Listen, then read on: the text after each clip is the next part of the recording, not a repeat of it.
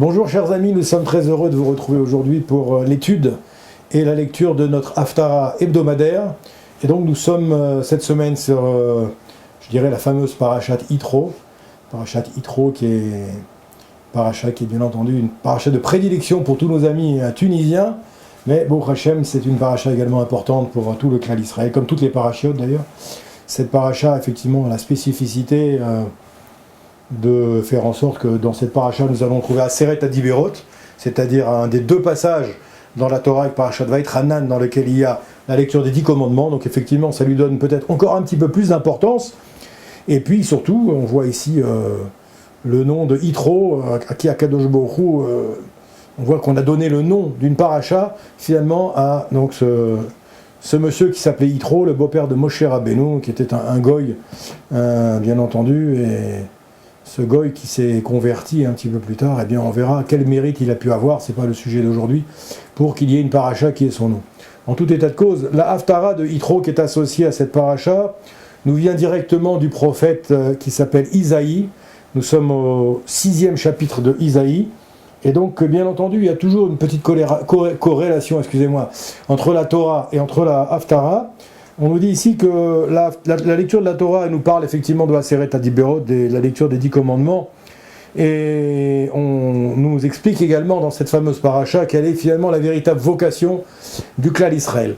Et on va voir bien entendu cette fameuse phrase Ve'atem tiyuli mamlechet kohanim vegoy kadosh. On voit qu'Akadosh Baruch Hu dans cette paracha va nous dicter clairement finalement quelle est notre véritable vocation. Et j'espère que ça fera peut-être l'office d'un shiur spécifique sur notre site de espacetorah.com, Bezrat Hashem.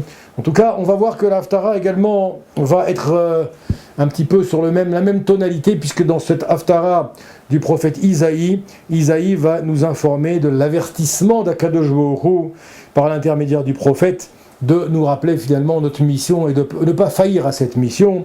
Et malheureusement, le prophète Isaïe va venir un petit peu mettre en garde le clan d'Israël qui à plusieurs reprises s'est rebellé, il faut le dire, contre Akadosh Baruch Hu, et qui a profané le Beth Amikdash, qui a profané le sanctuaire en ne se soumettant pas entièrement à la loi d'Akadosh Baruch Hu.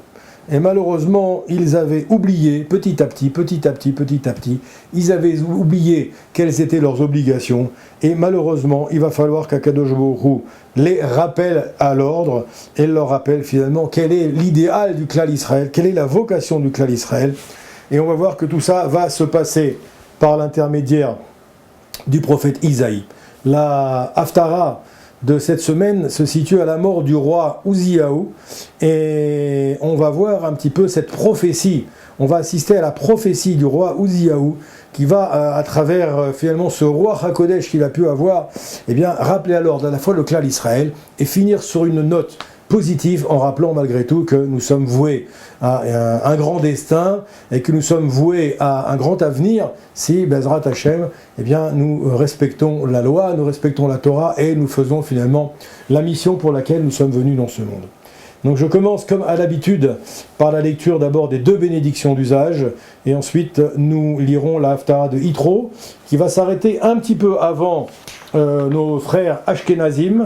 Vous verrez que dans les livres, on a à un moment donné un passage où va s'arrêter donc à la fin du chapitre 6, eh bien, donc la Haftara pour les Sfaradim, et on va par contre pour les Ashkenazim commencer le chapitre 7. Il se passera un certain nombre de psukim que les Ashkenazim vont lire. Donc cette même semaine, il y aura exactement, que je ne dise pas de bêtises, 6 psukim en vérité que vont rajouter les Ashkenazim cette semaine dans Haftarat Yitro. Donc je commence la lecture tout de suite. Bonne lecture, bonne écoute et puis bonne initiation pour ceux qui auront décidé d'apprendre cette Haftara Bezrat Hashem pour Shabbat.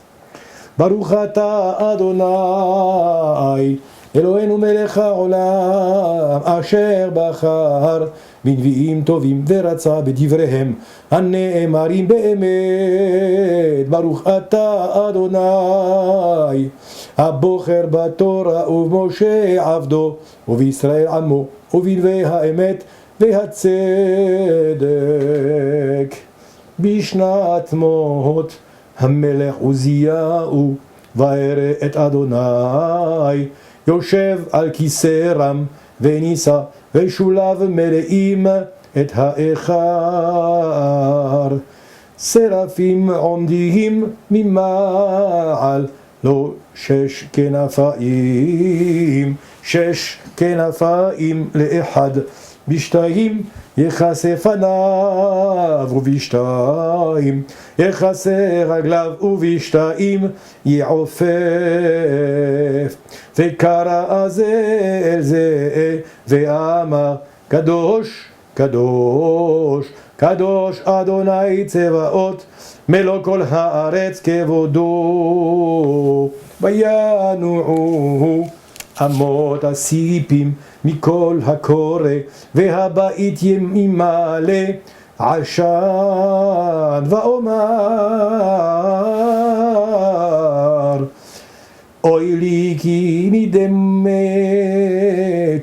כי אשתמא שפתיים אנוכי ופתוח עמתמא שפתיים אנוכי יושב כי את המלך אדוני צבאות ראו עיניו.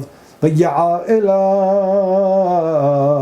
ויעף אליו אחד מן השרפים ובידו רצפה במלקחיים לקח מעל המזבח. ויגע על פי ויאמר הנה נגע זה על שפתיך ושר עוונך וחטאתך תכופר. ואשמע קול אדוני אומר את מי אשלח ומי ילך לנו. ואומר הנני שלחני. ויאמר לב ואמרת לעם הזה שמעו שמוע ואל תבינו וראו ראו ואל תדעו.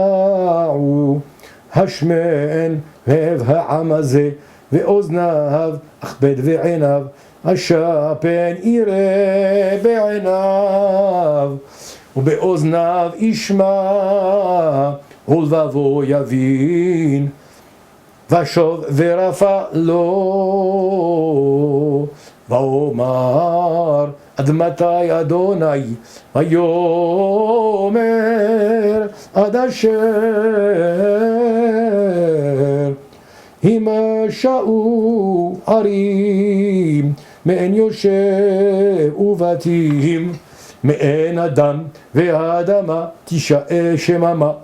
וריחק אדוני את האדם ורבה העזובה בקרב הארץ. ועוד בא עשיריה ושבה הייתה לבער כאלה וכאלו וכאלון אשר בשלכת מצבת במזרע הקודש מצבת. גואלנו אדוני צבאות שמו קדוש ישראל. שבת שלום לכולם.